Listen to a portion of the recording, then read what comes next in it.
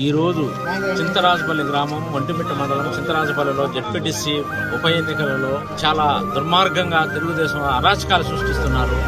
YSR party నాయకులను గాని కార్యకర్తలు గాని ఏజెంట్లను గాని పెరిగి దౌర్జన్యం చేసి బయట నుంచి ఇతరులను 100 మంది 200 మంది రౌడీలు తీసుకొచ్చి అరాచకం సృష్టిస్తున్నారు. ఈ అరాచకాన్ని అడ్డుకునేదానికి పోలీసు వ్యవస్థ కూడా దాసోహమైపోయింది. సాయంత్రం 6 గంటల వరకు పోలింగ్ జరగాల్సిన సమయం ఉండగానే మధ్యలోనే 1 గంట వరకు లోపలనే మమ్మల్ని బయటికి తీసేసి వాళ్ళ ఇష్టానుసారంగా వాళ్ళు దొంగ ఓట్లు వేయించుకోవడము ఎంత దుర్మార్గంగా జరుగుతుందంటే దీని తీవ్రంగా పరిగణిస్తున్నాము. డీజీపీ గారు గాని ఎస్పీ గారు గాని ప్రతి ఒక్కరూ గాని ఎన్నికల కమిషన్ గాని దీని మీద చర్యలు తీసుకోమని. వంటిమిట్ట మండలము ఇక్కడ ఫుల్లు తెలుగుదేశం వాళ్ళు దౌర్జన్యము గూండాలు పోలీసు వాళ్ళు మొత్తం వాళ్ళ పార్టీ వాళ్ళకు లొంగిపోయారు. ఇక్కడంతా గూండాలు వచ్చి మంచం కొట్టను వచ్చారు.